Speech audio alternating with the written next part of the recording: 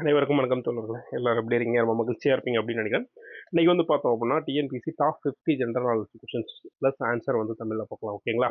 தமிழ்னா ஃபுல்லாகவே, அதாவது வரலாறு, புவியியல், சயின்ஸு எல்லாம் பேஸ் பண்ணி. ஓகேங்களா? வாங்க வீடியோக்குள்ள போகலாம். இந்திய தேசிய காங்கிரஸ் எந்த ஆண்டு தொடங்கப்பட்டது அப்படின்னா 1885 வந்து தொடங்கப்பட்டது. பிளாசி போரில் வெற்றி பெற்றவர் யார் அப்படின்னா ராபர்ட் கிளைவ். சிவாஜியின் அஷ்டபிரதான் அமைச்சரவையை அமைத்தவர் யார் அப்படின்னா சிவாஜி தான். இந்தியாவின் முதல் மகளிர் பிரதமர் யார் அப்படின்னு சொல்லி பார்த்தோம் அப்படின்னா இந்திரா காந்தி. முதலாம் பாண்டியர்களின் தலைநகரம் எது? முதலாம் பாண்டியர்களின் தலைநகரம் வந்து மதுரையா இருந்துச்சு. கிலாடி கலாச்சாரத்தை கண்டறிந்தவர் யார் அப்படின்னா அகத்தியர் வந்து கண்டறிந்திருப்பாரு. பாணானி எழுதிய நூல் என்னது? அஷ்டத் யாயி அப்படின்ற நூலை வந்து பாணானி வந்து எழுதியிருப்பாரு.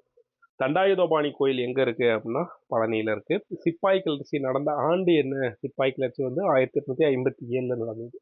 கரிகால சோழன் எதற்காக பிரபலமானார் அப்படின்னா கல்லணையை கட்டியதற்காக தான் பிரபலமானார்.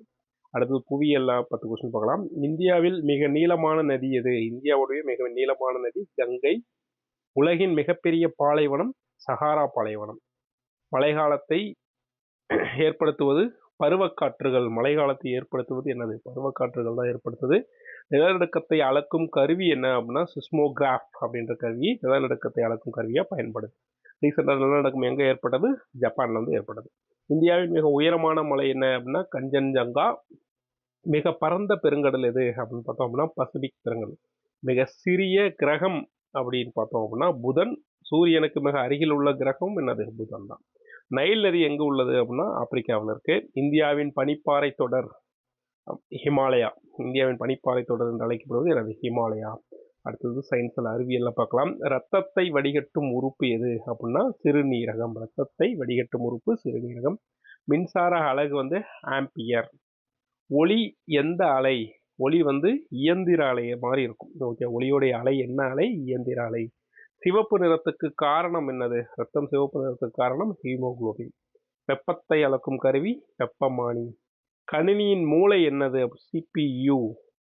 மனித கண் எந்த லென்ஸ் அப்படின்னு சொல்லி பார்த்தோன்னா உறைவள லென்ஸ், அதாவது கோனோவிக்ஸ் லென்ஸ் அப்படின்னு சொல்லுவாங்க. டிஎன்ஏவின் முழு பெயர் என்னது? டெக்ஸோபி நியூக்ளிக் ஆசிட். உணவை ஆற்றலாக மாற்றுவது மாற்றச் செயல். ஆக்சிஜன் வெளியிடும் செயல்முறை எனது ஒளிச்சேர்க்கை. அடுத்தது இந்திய அரசியல், அதில் பார்க்கலாம். அரசியல் அமைப்பு அமல்படுத்தப்பட்ட நாள் 26 ஜனவரி 1950. அரசின் தலைவர் யார்? பிரதமர். லோக்சபாவின் அதிகபட்ச உறுப்பினர்களின் எண்ணிக்கை 552. இந்திய கூட்டாட்சி நாடு என்று சொல்வது ஆர்டிகல் 1. ஆர்டிகல் 1 என்ன சொல்லுது? இந்தியா கூட்டாட்சி நாடு அப்படின்னு சொல்லுது. உயர்ந்த நீதிமன்றம் உச்ச நீதிமன்றம். குடியரசுத் தலைவருடைய பதவி காலம் 5 ஆண்டுகள். அரசியலமைப்பின் தந்தை யார்? டாக்டர் அம்பேத்கர். மாநில ஆளுநரை நியமிப்பவர் யார்? குடியரசுத் தலைவர். நிதி ஒப்புதல் வழங்குவது பாராளுமன்றம். ராஜ்யசபா உறுப்பினர்களின் எண்ணிக்கை 250. அடுத்து பொது அறிவு. இந்தியாவின் தேசிய விலங்கு என்ன அப்படின்னு சொல்லி பார்த்தோம் அப்படின்னா புலி. ஒலிம்பிக் எத்தனை ஆண்டுகளுக்கு ஒரு முறை நடைபெறுகிறது? 4 ஆண்டுகளுக்கு ஒரு முறை. தமிழ்நாட்டின் மாநில பூ என்னது? செம்பருத்தி. தேசிய கீதத்தை இயற்றியவர் ரவீந்திரநாத் தாகூர். நம்ம உடலுடைய வெப்பநிலை எவ்வளோ இருக்கும்? 37 டிகிரி செல்சியஸ். உலகில் அதிக மக்கள் தொகை நாடு இந்தியா. சீனா. சமீபத்தில் இந்தியா முதலிடத்துல வந்துருச்சு.